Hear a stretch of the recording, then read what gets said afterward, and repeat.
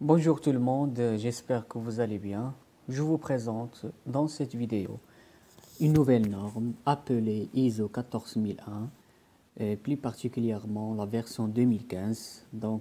Cette première partie sera consacrée pour étudier bien évidemment les bienfaits de cette norme, les exigences, pourquoi être certifié ISO 14001 version 2015, aussi comment obtenir cette certification, quelles sont ses exigences, quels sont ses objectifs, quels sont ses intérêts en matière donc de développement durable et quelles sont ces exigences qui s'appliquent aux différents aspects environnementaux significatifs. Vers la fin, on va aborder le pourquoi de la norme, pourquoi appliquer une telle norme ISO 14001 et avec la mise en place ou bien le High Level Structure. C'est quoi le High Level Structure? Qui est cet organisme? Quel est son rôle dans le système du management, dans les normes en général et dans la norme ISO 14001 version 2015 plus particulièrement. Donc, la première des choses, c'est quoi la norme ISO 14001? C'est une norme, bien évidemment, c'est la norme du système du management environnemental qui est destinée à tout type d'organisation, quel que soit son secteur, quel que soit son secteur d'activité. Cette norme, il peut donner à la direction d'une entreprise, à son personnel et aux parties prenantes extérieures l'assurance que l'impact environnemental fait l'objet de mesures et d'améliorations. Voilà donc une définition générale de l'ISO 14001. C'est la norme, bien évidemment, du système du management environnemental. Donc l'ISO 14001 version 2015, il spécifie donc les exigences relatives à un tel système de management environnemental qui pouvant être donc utilisés par un organisme pour améliorer sa performance environnementale. Ça, c'est la première des choses. Ensuite, le respect des obligations de conformité et la réalisation des objectifs environnementaux. Donc, ce sont les principaux résultats escomptés d'un système de management environnemental. Donc, il inclut trois choses: l'amélioration de la performance environnementale. On a expliqué la notion de la performance, c'est-à-dire l'efficacité plus l'efficience, c'est-à-dire l'utilisation rationnelle des ressources nécessaires pour atteindre les résultats souhaités.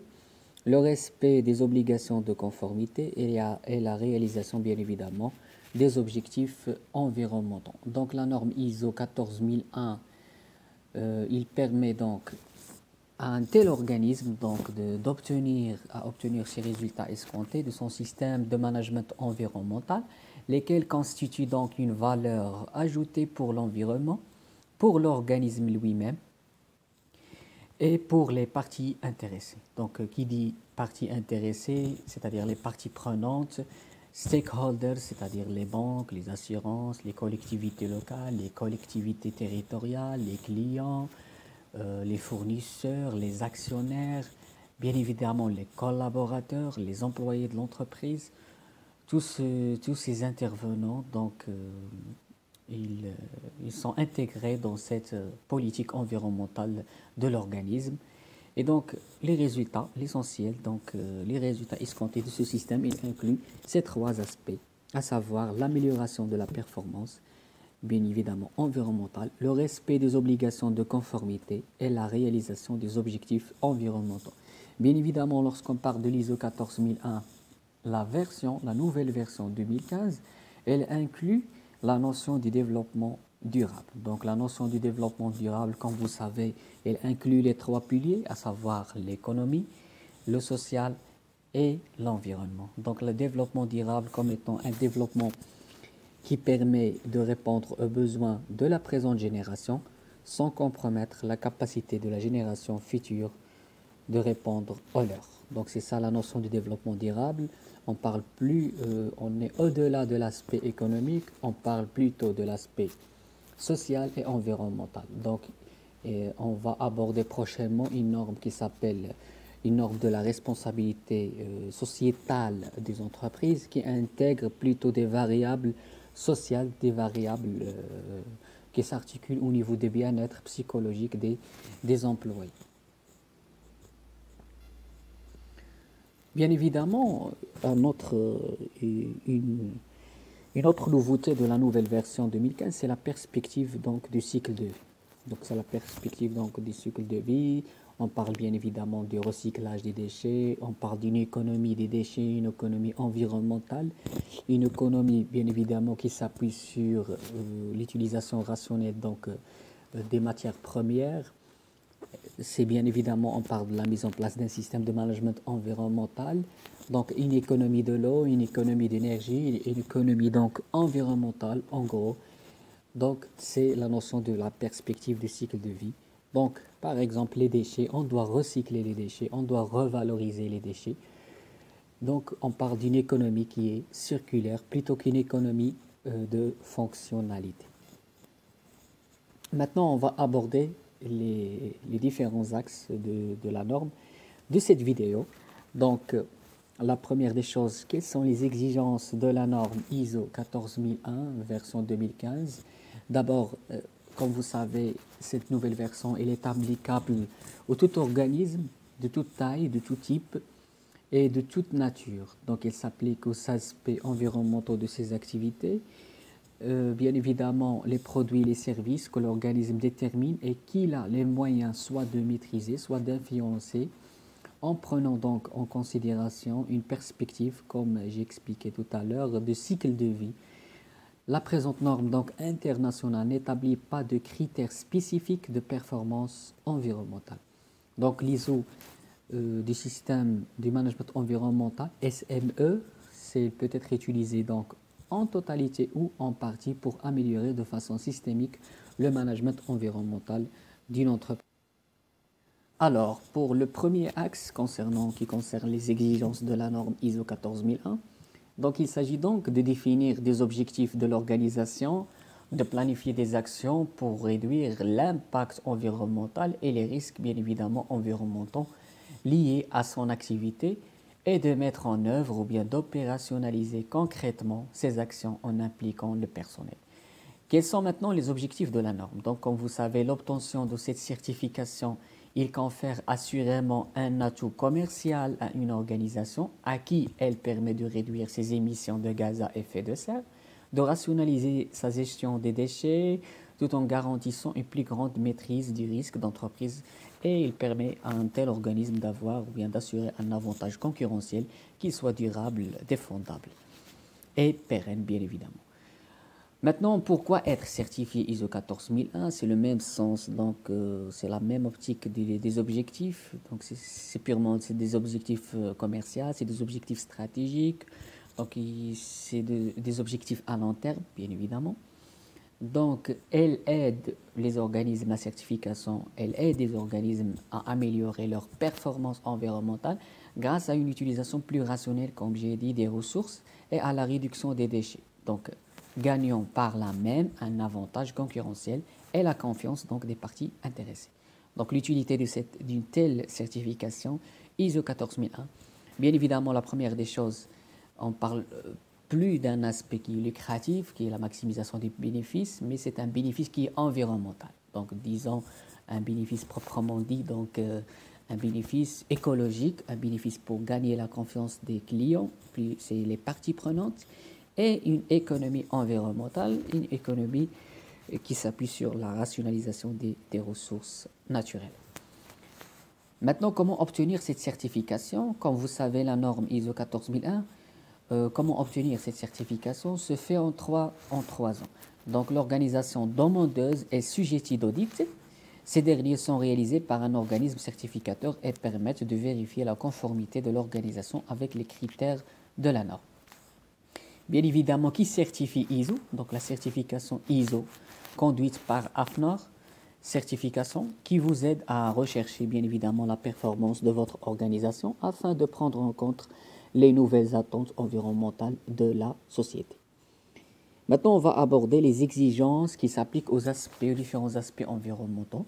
Ce sont les aspects environnementaux significatifs. Donc, la norme ISO 14001 s'intéresse plutôt à la façon dont une organisation implante une structure de gestion qui garantira la mise en œuvre des moyens de gestion des aspects environnementaux significatifs, à savoir la consommation de l'eau et de l'énergie, la gestion des matières dangereuses résiduelles ou des produits chimiques. Donc les entreprises se doivent de mettre en place un système de management, donc d'où l'urgence, d'où la nécessité de mettre en place un système de management, un SME environnemental, leur permettant d'identifier et donc de maîtriser les impacts climatiques de leurs activités, une économie de gaz à effet de serre, une économie de carbone.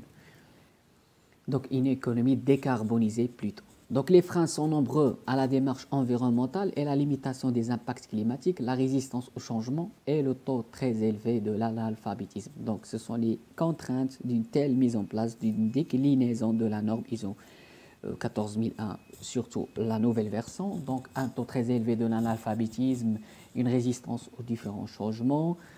Les freins sont nombreux à la démarche environnementale.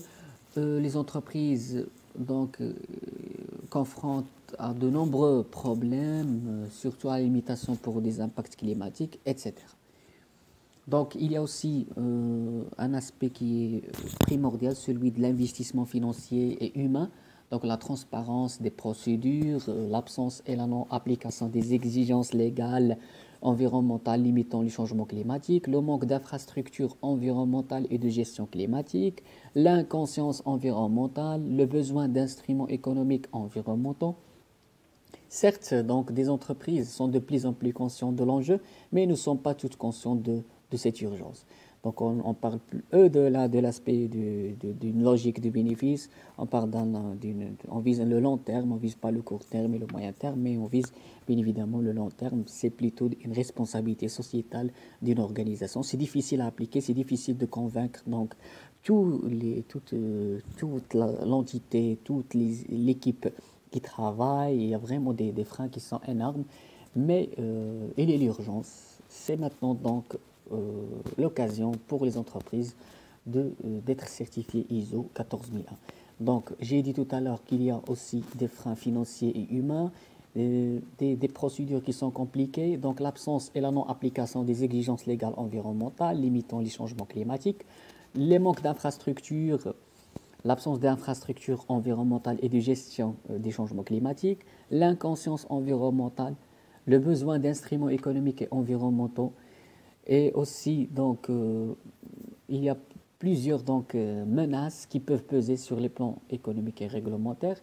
Et aussi, donc, les opportunités les entreprises doivent-elles profiter et doivent tirer profit de ces enjeux, surtout des enjeux et des opportunités de la certification ISO 14001, à savoir la confiance des parties prenantes et bien évidemment la réduction des impacts environnementaux significatifs. Donc il apparaît aujourd'hui que ne pas tenir compte de l'environnement engendre non seulement des risques sur le plan juridique, mais également des coûts exorbitants. De plus, l'environnement devient un avantage concurrentiel pour s'implanter sur de nombreux marchés et les consommateurs attachent de plus en plus d'importance à la réputation environnementale de l'entreprise. Maintenant, pourquoi appliquer la norme ISO 14001? Donc, les principaux avantages d'un système, comme j'ai expliqué, de management environnemental, selon cette norme, sont, donc, on a bien évidemment les outils juridiques, on a la réduction des coûts, on a la confiance, bien évidemment, des clients, l'engagement accru, donc le prestige international, développement des connaissances internes.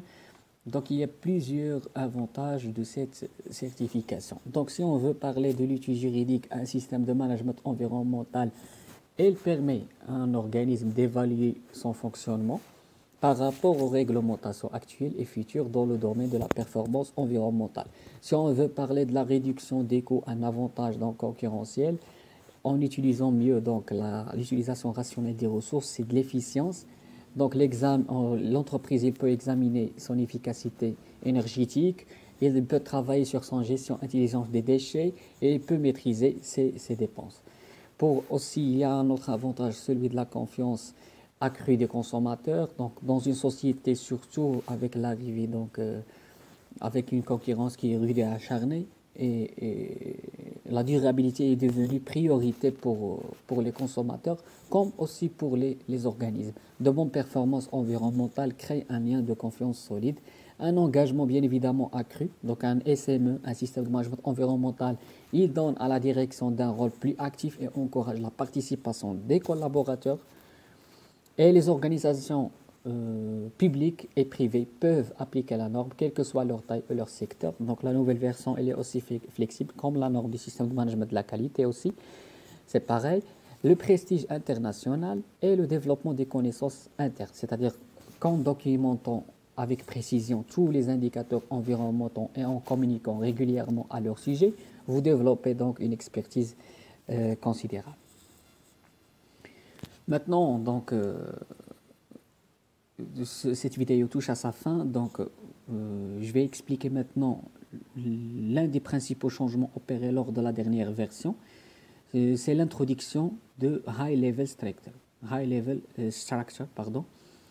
Donc, c'est parmi les nouveautés de cette norme. Donc, c'est qui High Level Structure? D'abord, ce sont des dizaines d'autres normes de management de l'ISO qui ont été adaptées dans ce sens ces dernières années. Et il convient donc de ne pas sous-estimer l'importance de cet aspect. Donc l'ISO veille en effet à ce que toutes les normes de management aient la même structure de base uniforme. Donc High Level Structure, c'est une structure de base uniforme du système de management, que ce soit de qualité, de sécurité ou de l'environnement. C'est-à-dire que c'est comme on parle de la base d'une norme, c'est High Level Structure. Donc l'ISO veille en effet donc à ce que toutes les normes de management aient la même structure de base uniforme. Il est ainsi plus facile pour une organisation d'intégrer différentes normes d'un système de management unique. Donc par exemple, le management environnemental est parfaitement compatible avec le management de la qualité ISO 9001, comme j'ai expliqué dans l'ancienne vidéo, et le management de l'énergie ISO 50001 et le management du risque ISO 31000. Voilà donc, j'espère donc que j'ai expliqué donc c'est une vidéo introductive de l'ISO 14001. N'hésitez pas donc à vous abonner, de vous abonner à ma chaîne. Et sur cela, je vous dis à bientôt.